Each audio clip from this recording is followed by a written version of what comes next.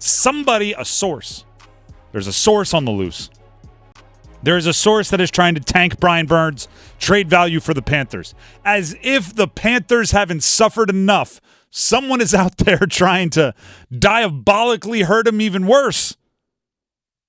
The Panthers have like 4 things that anyone would trade for. They have like 4 players that anybody would be like, yeah, I'm interested. And there's an anonymous source out there trying to tank the value of one of them. They were the worst team in the NFL last year. Let them lick their wounds in peace. Josina Anderson, NFL reporter, tweeted this out. Regarding Carolina's current situation with Brian Burns, a league source told me, in their opinion, that the Panthers should adapt better to present circumstances in order to potentially consummate a trade. Let me jump in. Yeah, the Panthers need to adapt better. Could have ended there. Could have just said, in regards to the Panthers, they need to adapt better. Yeah, no bleep. Thanks. Appreciate it. Back to the tweet. Josina Anderson. The source said, in their view, it's a double whammy to pay huge money for a player and also give huge draft compensation to the other team for a deal. They added the time to get more draft picks was when the player has years left on their deal, but if the player is in their last year, the other team has to be prepared to keep the player or take less. Let me jump in again. You think? No bleep. Thank you. Also, it's not technically the last year. He can be tagged twice. So you have team control for 2 years. Just throwing that out there. Back to the tweet. This from Josina Anderson. I've heard some league sources say 3rd round compensation is fair for Burns if the acquiring team is also giving him a long-term deal, but asking for a first plus is definitely too much for them. This is now we're done with the tweet. You've heard it. Sources telling Josina Anderson a 3rd rounder would be fair for Brian Burns. That's ludicrous. A 3rd round pick as an offer, as a starting point, would be insulting. If you are Dan Morgan and someone calls you up and goes, is Brian Burns available? And you go, I don't know, who's asking? And they say, we are. I don't know, what you offering? They say 3rd round pick. You go, I'm sorry, I don't know who you are. Click. New phone, who dis?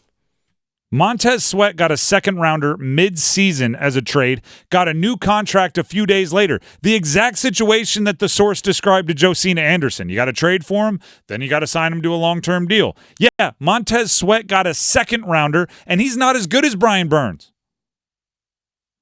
And he played alongside Jonathan Allen and Chase Young and Daron Payne.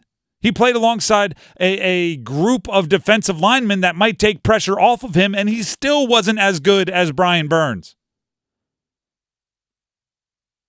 Do you know what this is? This is somebody trying to bully the Panthers. So you know how Dave Canales and Dan Morgan are all about, like, we need to bring in dogs. They're all about, like, we're going to reset the culture. They're all about all of this talk. I think somebody needs to give them the same talk.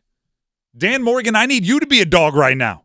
And I know you were one as a player. I need you to be one as a GM. I need a 25 tackle in the Super Bowl performance from Dan Morgan right now. I need you to look at whoever this source is and say, you must have confused me for somebody who doesn't know what's going on. You must have confused me for somebody who can be bullied. You must have confused me for some kind of new kid on the block who was born last night and is now running an NFL team. Because I am not moving off Brian Burns for less than a first. Don't let somebody bully you into using the new group of what did we settle on for? I forget what we named Canales and Dan. The D&D, little Dungeons and Dragons. I don't know I can't remember what we actually decided. And Dan, D&D, Dungeons and Dragons. The Dungeons and Dragons duo cannot be bullied into using the previous regime's mistakes as a reason to sell low, right? Because it is easier to, like, if they're not your guy, right? Brian Burns. It's not Canales' guy. What did actually Dave Canales say at the Combine? He said, my advantage is I am not emotionally connected to these guys, right? His advantage is he can look at players and not feel the emotional, personal connection that other coaches do when he's handling depth charts and cuts and everything else.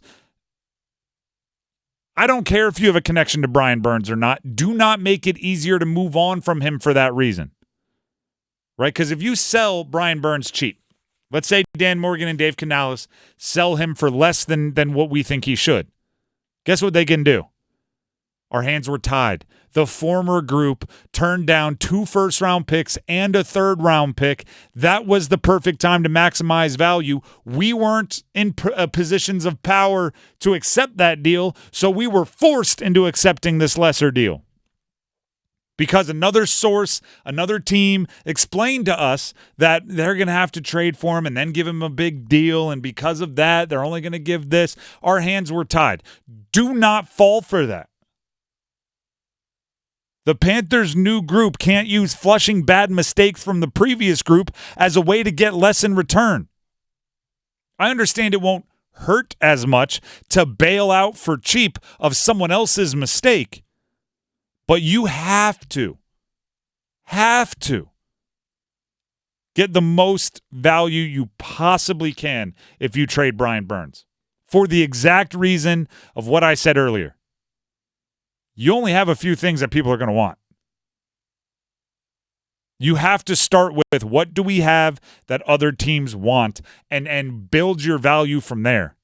Trade a nickel for a dime. Trade a dime for a quarter. Have you seen those videos? I don't know where they come from. Sometimes they pop up on my social media where somebody on social media, usually some energetic youngster, will have like a Hot Wheels car. And then they'll go around, they trade the Hot Wheels car for a CD. They trade the CD for a pair of sneakers. They trade a pair of sneakers, and they eventually, 6 months later, they're getting like a 2-door sedan. And it's like, how did they do that? They just traded a little bit more each time. Mm-hmm. Like Dwight Schrute from The Office did something like that. Oh, see, not a huge Office fan. Haven't watched them all. I know. Let me know how terrible that is on Twitter, @Donnelly Sports. Not a huge Office fan. Secondhand cringe embarrassment, not my thing. But if Dwight Schrute did it, the Panthers could learn something from Dwight Schrute, right? You got to get value. You have to.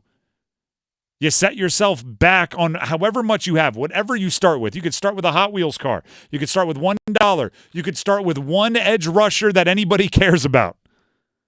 You got to get more in return. It's about value. I don't care if you drafted the guy, if the previous regime drafted the guy. I don't care if they turned down 2 first-round picks, 3 first-round picks, 4 first-round picks. That's in the past. You can't move off of Brian Burns for anything less than a first and probably a first plus. If you take a third or anything close to a third for Brian Burns, all of the goodwill you've built up, all of the press conferences you've won, all of the interviews where you've said the right thing, all of the plans you have for Bryce Young that has made people think maybe it'll be different this time will go out the gosh darn window. And we'll go right back to same old Panther. Might as well be Fitterer running things. Do not let anonymous sources drive down the value of one of the only things you have that has value. Do not, please.